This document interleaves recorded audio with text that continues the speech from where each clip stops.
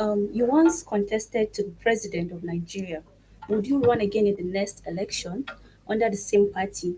And if elected, what do you have to offer to Nigerians? That's a loaded question. One is that it is true that I contested in 2019. Uh, and as you know, if you look at this country in the last 60 years, you can count the number of persons that ever contested for president. So I happen to be one of the few people who have done that. That's one. Second aspect of it is if I will contest under the same political party. Of course, if I do, that will be the case.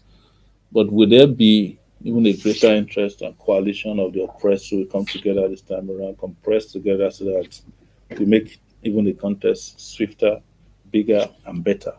Yes. Um, I know the question that's most important and uppermost in your mind is, are you going to contest again? And I've answered this question both philosophically and directly. Philosophically, in the sense that we're in a contest for freedom already. And that's a very powerful contest. We started that as soon as the elections were over in 2019. That's what revolution now is about. Is what all the political activism you have seen, my going to detention for 5 months, coming out, continuing with uh, what you can refer to as a gospel for justice, and going back to detention. It's all a contest for the political space in Nigeria to be freed and liberated. But the political context itself will come when it will come.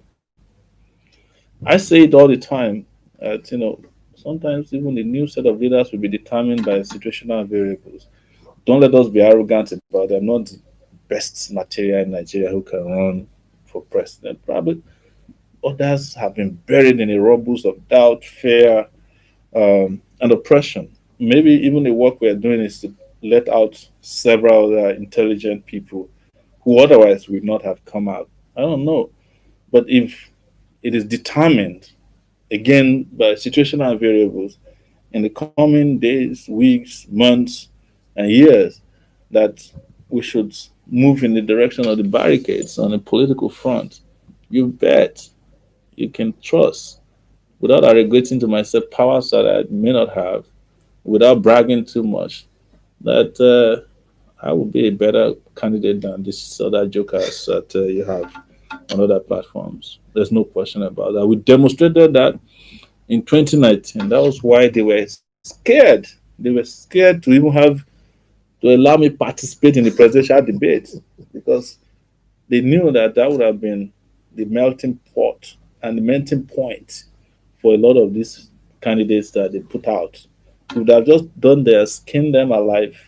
I don't mean physically, demystify them and let the public decide whether they want to go with the old system, failed system, or they want to go with a bright digital style of new leadership. But I think what I'll say in view of those who are watching is that young people need to just wake up. We've been sleeping for too long, and uh, don't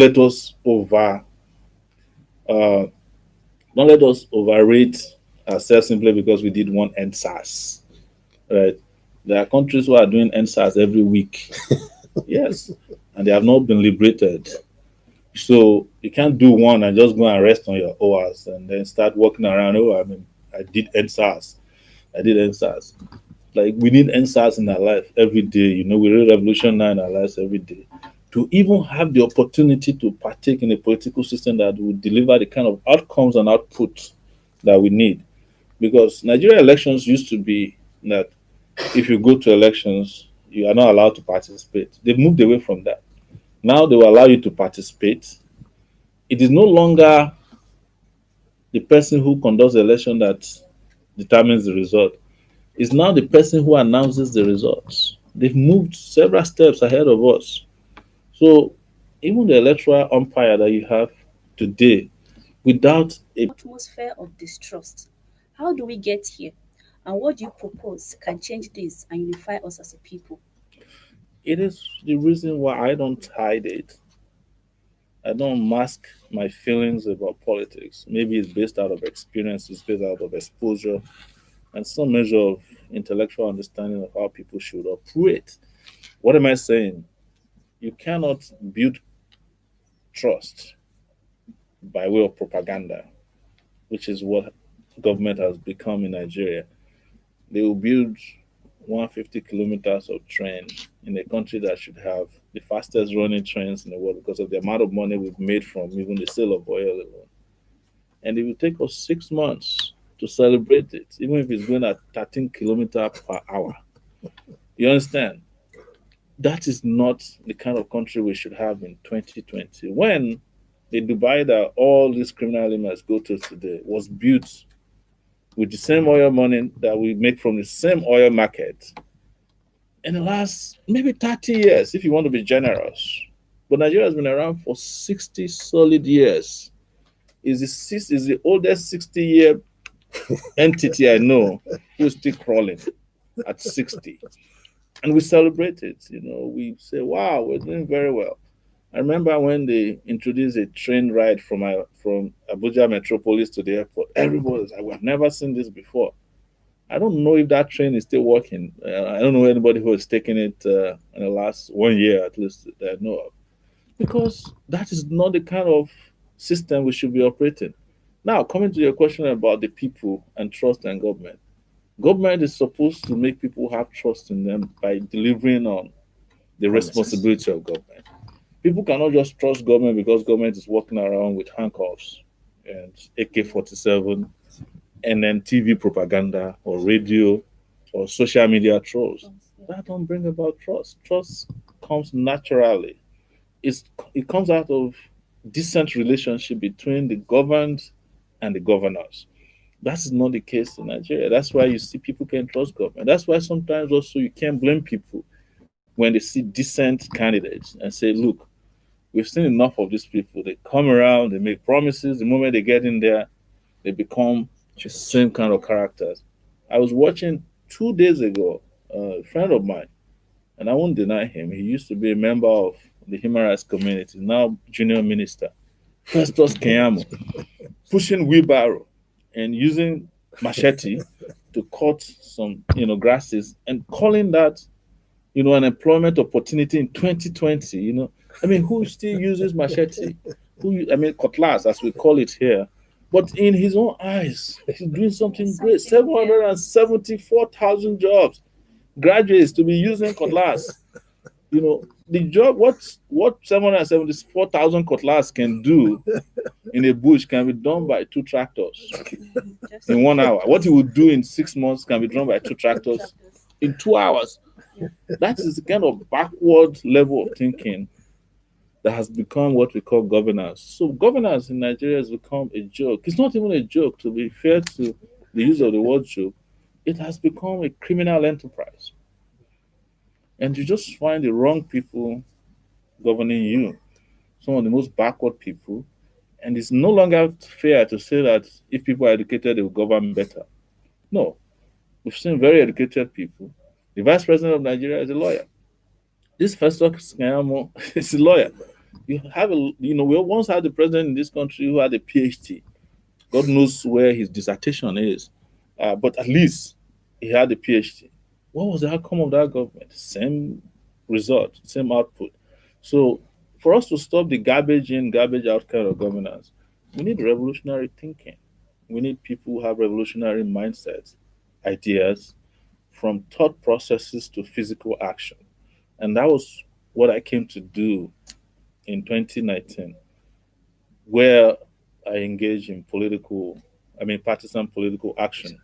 But prior to that, I've been a political activist in all my life. And that's the reason why I don't like to be referred to as a politician, because it's as good as calling yourself an armed robber.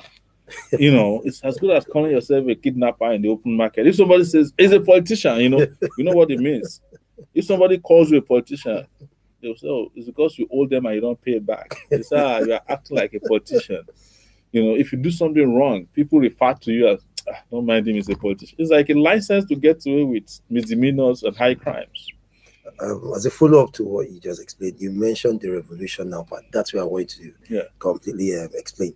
I think when you brought that phrase, it was misconstrued and thought to be a tout kind of a revolution. Probably people going about with sticks, machete, and all of that. Please, in one or two lines, we would love you to just explain what you meant. Is it the mental? I don't know what it is. Revolution. You see, I have described it and defined it and explained it this way. Yes, sir. We have passed the stage where we're trying to define to people what revolution means. Because in 2019, when we introduced revolution now as a protest, over 5 million searches were done on Google of the meaning of revolution. So if 5 million people searched it and got the answer, there's no reason to explain it to them anymore. But quite honestly, my idea of revolution is holistic, it's total. From the mind to the foot, because you have to conceive it in your mind first before you act on it in reality. But what I need to say to you, which will help, is that there's no country that has been through a revolution that went back to do what it used to do before.